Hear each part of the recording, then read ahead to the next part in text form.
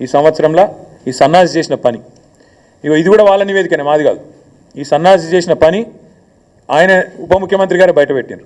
ఇగో మేము దిగిపోయే నాడున్న రేషన్ కార్డుల సంఖ్య 89,97,000, అంటే దగ్గర దగ్గర 90 లక్షలు. 89,97,000 అని ఆయనే చెప్పాడు మేము దిగిపోయినాడు. మరి కొత్తగా వీళ్ళు ఏమని ఇచ్చిండ్రా? యాజ్ ఆన్ ఆయన చెప్పిన లెక్క 31/8/2024, ఇంకా తర్వాత ఎన్ని కట్ చేసిరో తెలియదు, దాదాపు 1,00,000 కార్డులు తొలగించినామని చెప్పిండు ఆయన. కొత్త ఇయ్యలే, ఉన్నాయి కట్ చేసిరు. ఇది నేను చెప్పలే, నిన్న బట్టి విక్రమార్కి ఇచ్చిన రిపోర్ట్ ఇది. ఇగో మీ సన్నాసి చేసిన పరిస్థితి ఏంటంటే ఇగో 1,00,000 రేషన్ కార్డు, 1,00,000 పైచీలకు రేషన్ కార్డులు తొలగించిండు. ఇంకొక మాట చెప్తున్నా, తొలగించడమే కాదు, ఇవాళ పేపర్లలో వార్తలు ఎంత కిరాతకం అంటే వీళ్ళు చెప్పే ఎంత దిక్కుమాలిన మాటలు అంటే, ముఖ్యమంత్రి అనేటోడు ఇన్ని పచ్చబద్దాలు చెప్తాడని ప్రపంచంలో ఎవరు అనుకోరు.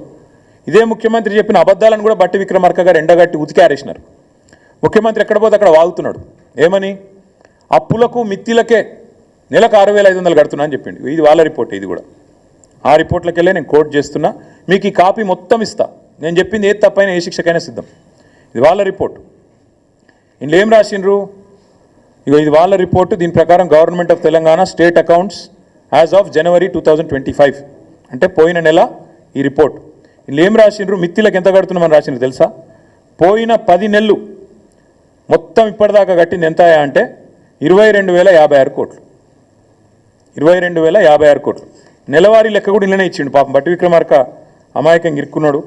ఆయన ఉద్యోగం ఉంటుందో పిక్తుందో కానీ ఇగో నెల నెల కూడా ఇచ్చిండు. నెల నెల మిత్తి ఎంత కట్టినాం ఏం చెప్పిండు ఇలా? పోయిన ఏప్రిల్ 24లో కట్టిన మిత్తి 1,865 కోట్లు, మే నెలలో 3,700 కోట్లు, జూన్లో 5,000 చిల్లర కోట్లు. ఇట్లా ఓవరాల్గా మన్నించాలి, ఏప్రిల్లో 1,865, మేలో 1,864, జూన్లో 2,200, జూలైలో 2,200, ఆగస్టులో 2,304 కోట్లు, సెప్టెంబర్లో 2,689 కోట్లు, అక్టోబర్లో 1,965, నవంబర్లో 1,928, డిసెంబర్లో 2,475, జనవరిలో 2,499, మొత్తం కలిపి 10 నెలలకు గాను కట్టింది పోయిన ఏప్రిల్ నుంచి మొన్న జనవరి దాకా 22,000 కోట్లు, అంటే నెలకు 2,200 కోట్లు. మరి 6,500 కోట్లు అని చెప్పిన బోగస్ ముఖ్యమంత్రి సిగ్గు లేకుండా నెలకు 4,300 కోట్లు అదనంగా కడుతున్నా అంటే ఏడబోతున్నాయి అవన్నీ? టకీమని రైతుల ఖాతాలను అయితే పడతలేవు, టకీమని తులం బంగారం అయితే వస్తలేదు. మరి టకీమని రాహుల్ గాంధీ ఖాతాలో పడుతున్నాయో ఢిల్లీలో చూడాలి. గింత అబద్ధాలు, గింత పచ్చి అబద్ధాలు, గింత దిగజారుడు బజారు భాష ముఖ్యమంత్రి మాట్లాడొచ్చా? గిన్ని అబద్ధాలు చెప్పొచ్చా? మిత్తి 6,500 కోట్లు అని ముఖ్యమంత్రి చెప్తాడు, లేదు 2,200 కోట్లు అని ఉప ముఖ్యమంత్రి గారు విడుదల చేసిన నివేదిక చెప్తా ఉంది. ఇగో ఇది వీళ్ళ వాస్తవ రూపం. ఇంకా దారుణం ఇదొకటి. ఇంకా దారుణమైన విషయం చెప్తాను.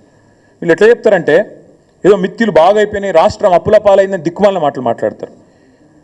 మాకు వాళ్ళు అప్పచెప్పిపోయిన నాడు, ఇది వాళ్ళ గ్రాఫ్, ఇది కూడా నాది కాదు. మాకు వాళ్ళు అప్పచెప్పిపోయిన నాడు మిత్తిల విషయంలో మిత్తిలు as percentage of interest as percentage of SOTR, అంటే రాష్ట్ర ఆదాయం ఎంత, దానిలో మిత్తిల శాతం ఎంత.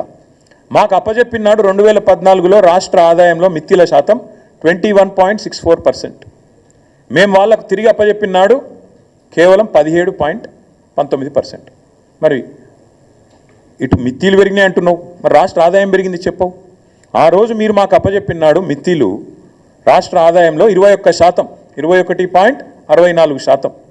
మళ్ళీ మేము మీకు తిరిగి అప్పచెప్పినాడు 17.19%. ఇది చెప్పవెందుకు? ఈ గణాంకాలు చెప్తే కదా, నువ్వు చెప్పపోయినా నిజాలు. అంటే రాష్ట్రాన్ని అద్భుతంగా మీకు అప్పచెప్పినాం, మరి మీరేం చేస్తున్నారు? కేసీఆర్ చెప్పింది నిజం చేస్తున్నారు.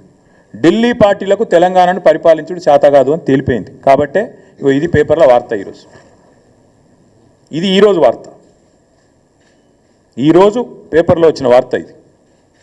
రాష్ట్ర ఆర్థిక పరిస్థితి గరిష్టానికి, ఆర్థిక లోటు గరిష్టానికి వీకింది, సన్నాసులకు పరిపాలన చేత అయితే లేదు. మేము చేసింది ఏందో ఇప్పుడు నీ ప్రభుత్వమే చెప్పింది, నేను చెప్పలేదు, నా కవిత్వం కాదు. ఈరోజు ఈ దివాలాకోరు కాంగ్రెస్ నమ్మిన పాపానికి వీళ్ళ అసమర్థ పాలనలో తెలంగాణ చేతికి చిప్పొచ్చే పరిస్థితి ఉన్నది.